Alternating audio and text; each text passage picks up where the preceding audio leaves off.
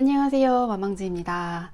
오랜만에 책 추천 영상으로 돌아왔는데요. 그래서 그만큼 좋은 책들로 준비했거든요. 뭔가 소설 속 인물들의 어떤 성장 스토리를 보면서 독자까지도 힐링할 수 있는 그런 책들입니다. 그럼 하나씩 소개할게요. 먼저 눈부신 안보입니다. 이거는 감사하게도 문학동네에서 보내주셔서 읽어보게 되었습니다. 그리고 또 이 책은 2021년 봄부터 2022년 봄까지 개간 문학동네에서 이토록 아름다운 이라는 제목으로 연재됐었다고 해요. 그리고 이렇게 눈부신 안부라는 제목으로 다시 만나볼 수 있게 됐다고 합니다. 게다가 백수린 작가 등단 12년 만에 나온 첫 장편 소설이라고 합니다. 이야기는 이렇게 시작합니다. 주인공 혜미는 가스 폭발 사고로 친언니를 잃은 후 엄마와 아빠가 별거하게 되면서 엄마와 여동생 해나와 함께 독일로 이주하게 됩니다. 그리고 그곳에서 파독 간호사였던 친이모인 행자 이모를 만나게 되고 그녀를 통해 또 다른 많은 파독 간호사 이모들을 만나게 됩니다. 그 이모들의 자녀인 레나와 한수와 친구가 되었어요. 그런데 어느 날 한수가 한 가지 부탁을 합니다. 한수의 엄마인 선자 이모의 첫사랑을 함께 찾아달라고요.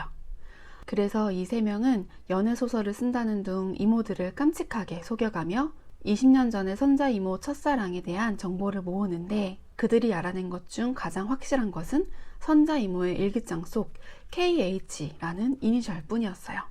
그러던 중 한국의 외환이기 때문에 혜미가 다시 한국으로 되돌아가게 되면서 그들의 첫사랑 찾기 작전은 실패로 돌아가게 되었죠. 그리고 20년이 흐른 지금 성인이 된 혜미가 어떠한 계기로 인해 다시 한번 KH를 찾아 나서게 됩니다. 이번에는 과연 성공할 수 있을까요? 저는 백수린 작가님의 책이 처음이었는데 뭔가 되게 문장들이 따뜻하고 포근하게 느껴지더라고요. 그래서 일단 백수린 작가님에 대한 첫인상이 너무 좋았고요. 그리고 저는 소설의 처음과 끝이 직접적으로 호흡하는 걸 되게 좋아하거든요. 그러니까 첫인상이 마지막 인상이 되는 게 되게 기분이 좋아지거든요. 근데 이 책이 바로 그런 저의 취향을 완전히 저격해버렸습니다. 그래서 책을 읽는 중에도 뭔가 기분이 좋고 따뜻하고 포근하면서도 책을 딱 덮었을 때 기분이 너무 좋더라고요. 그리고 주인공 혜미의 이야기를 빼놓을 수가 없는데요. 혜미는 이제 친언니를 잃은 그 아픔 때문에 좀 일찍 철이 들었어요. 그래서 가족들을 안심시키기 위해서 선의의 거짓말도 하고 자기의 어떤 속마음도 많이 숨기기도 하고요. 그리고 성인이 된 혜미도 아직까지도 스스로를 고립시키면서 어떤 그 슬픔의 터널 안에 있는 것처럼 느껴졌어요. 그런데 20년 만에 다시 KH를 찾아 나서기 시작하면서 그 터널에서 점차 빠져나오기 시작합니다. 어렸을 때에는 알 수 없었던 것들이 이제는 보이기 시작했거든요. 그리고 또 동시에 남을 위해서 하고 있다고 생각했던 이 일이 결국에는 자기 자신을 찾고 화해하는 길이 되었습니다. 그리고 이 눈부신 안부라는 이 책은 파독 간호사로 떠났던 여성들의 삶을 간접 경험해 볼 수도 있고 또 KH를 찾아 나서는 그 장면들은 마치 추리게임을 보는 것 같은 느낌이 들기도 했고요. 그리고 이 책 내용 전체적으로 타인 그리고 또 나 자신에게 건네는 어떤 화해와 다정한 인사 같은 느낌이 많이 들었어요. 또 이렇게 흥미롭고 재미있으면서도 또 한편으로는 좀 찡하고 그리고 또 한편으로는 되게 마음 따뜻하게 힐링할 수 있는 그런 책이었습니다. 그 다음은 1m는 없어입니다. 요거는 제가 지난번에 브이로그에서도 살짝 소개했었는데요. 이 책은 무려 3년 만에 나온 문학동네 소설상 수상작이라고 해요. 그리고 심지어 이 작가는 신의 작가라고 합니다. 그리고 이 책은 측량 천재에 대한 이야기이고 그녀의 천재성을 엿볼 수 있는 에피소드로 시작합니다. 그녀가 초등학생이었을 때 수업 중 5cm 선분을 그리세요 라는 문제를 마주하고는 깊은 고민에 빠졌습니다. 자의 눈금에도 두께가 있기 때문에 눈금의 왼쪽부터 아니면 오른쪽부터 해야 할지 고민하며 선분을 그렸다 지우기를 반복합니다. 게다가 뭉툭한 연필까지 정확한 5cm를 그려내기엔 그녀가 가진 도구에 한계가 있었던 것이죠.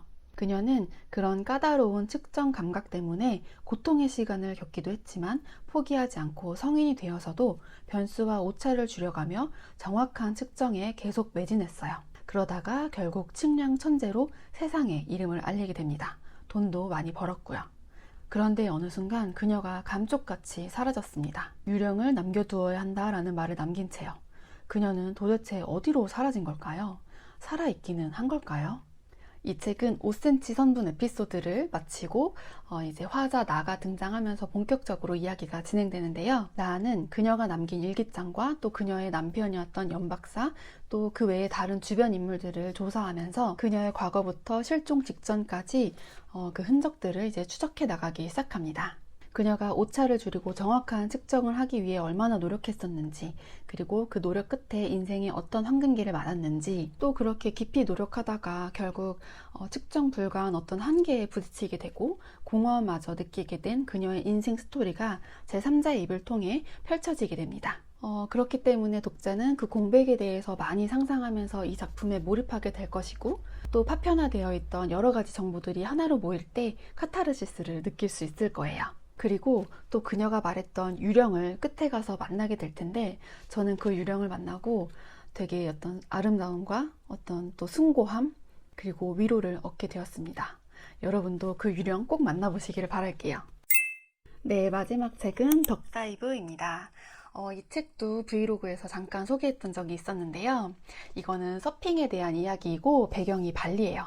그래서 막 더워지는 요즘 읽기에 딱 좋은 시원한 소설입니다. 이 책의 주인공 태경은 발리의 민츠서프라는 곳에서 서핑 메인 강사로 일하고 있었습니다.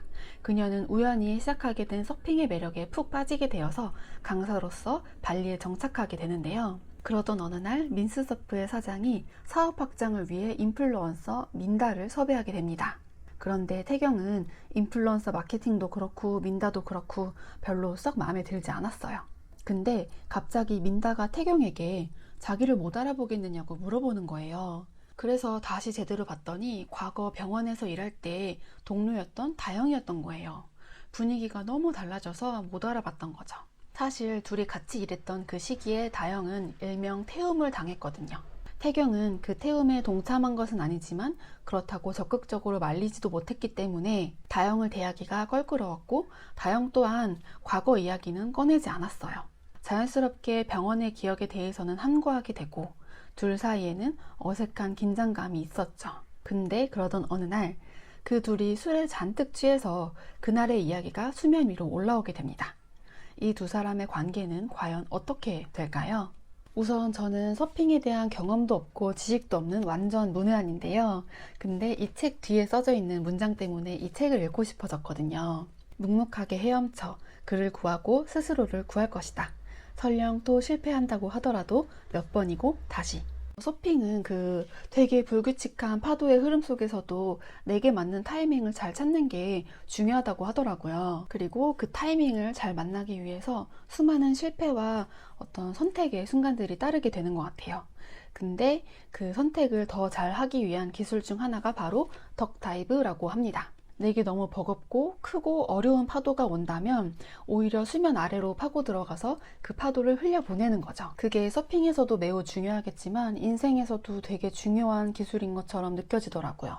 파도를 잘못 만났을 때에는 오히려 더 크게 다칠 수도 있는 거잖아요. 피하는 것도 기술이다 라는 거를 어떤 덕다이브라는 그 서핑 용어를 통해서 되게 많이 느꼈던 것 같고요. 그리고 어떻게 하면 더 잘 피할 수 있을까 많이 고민을 해보게 됐던 것 같아요. 그리고 인생은 또 파도와 같다고도 하잖아요.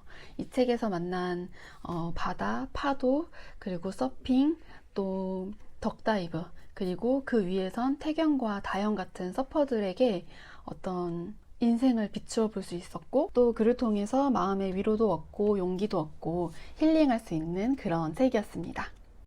네, 이렇게 세 권의 책을 소개해 봤는데요. 각기 다른 성장 스토리를 통해서 마음의 위로와 또 용기, 그리고 힐링의 시간을 줄 수 있는 책들입니다. 물론 재미있기도 하고요. 그래서 여러분들도 이 책들과 함께 힐링하면서 좋은 시간 보내시기를 바라겠습니다. 그럼 영상은 여기에서 마치도록 할게요. 영상이 좋으셨다면 좋아요와 구독도 부탁드리고요. 그럼 다음에도 좋은 책 추천으로 다시 돌아오겠습니다. 시청해주셔서 감사합니다. 안녕.